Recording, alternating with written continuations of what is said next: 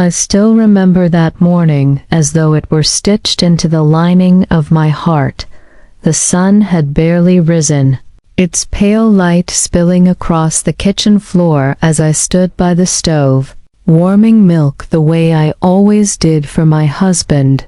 Ravi, 43 years of marriage, had made such rituals second nature.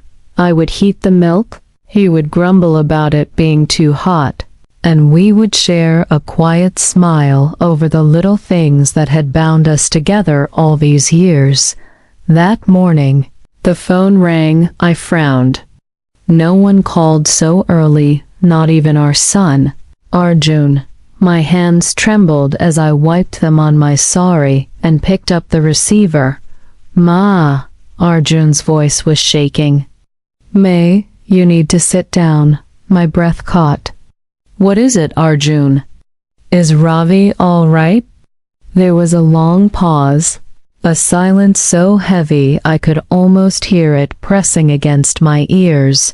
"Papa is gone," he said finally, his voice cracking.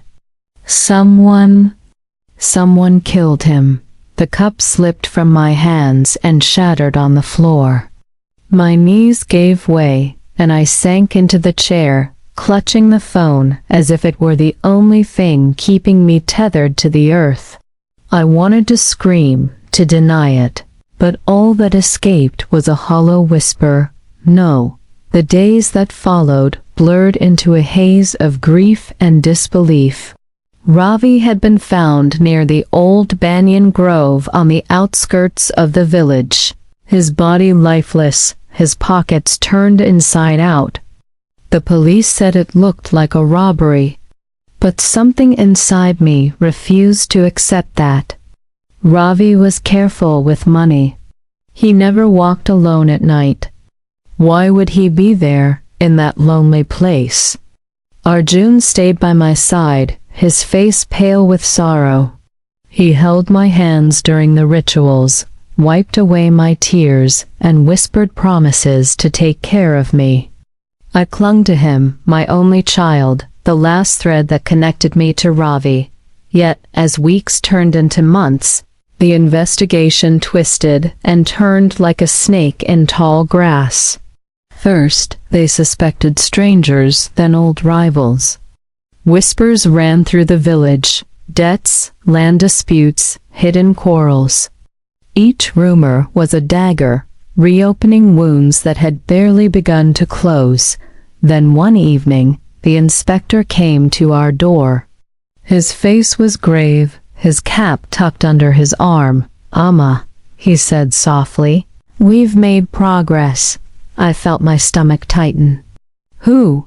I asked, my voice trembling. "Who took my Ravi?" He hesitated, eyes flicking toward the living room where Arjun sat, pretending to read the newspaper. "It's better if we speak privately," the inspector said. A chill ran through me. My legs felt heavy as I followed him out onto the veranda. He cleared his throat, then spoke the words that shattered what was left of my world. "It was your son." For a moment, I thought I had misheard him. The birds overhead seemed to fall silent. I stared at him, waiting for him to take it back, to say it was some cruel mistake, but he didn't. He told me they had traced the money, Ravi's life insurance, withdrawn in small amounts over months. They had found messages between Arjun and a man he'd hired to stage the robbery. My own son, my flesh and blood, had murdered his father for money. I felt as though I were standing outside my own body, watching an old woman crumble under the weight of truths too heavy to bear. My mind rebelled, replaying every tender moment. Arjun as a child running into Ravi's arms, their laughter echoing through the courtyard. Ravi teaching him to ride a bicycle. The three of us huddled around the fire on cold nights. How could love turn to greed, so sharp it could slit a man's throat? When they led Arjun away in handcuffs, he wouldn't meet my eyes. I wanted to scream at him, to ask why, but the words curdled on my tongue. My heart was torn between rage and a mother's ache to shield her child from harm. Even when he was the one who had destroyed us, that night I sat alone in the courtyard, the moon casting shadows across the empty chair where Ravi used to sit. The silence was deafening. I pressed my palms together and prayed, not for justice, not for forgiveness, but for the strength to survive the ruins of a life I no longer recognized. Now, years later, I still rise at dawn to warm milk, though no one is there to drink it. I speak to Ravi's photograph, telling him about the seasons, the neighbors, the quiet.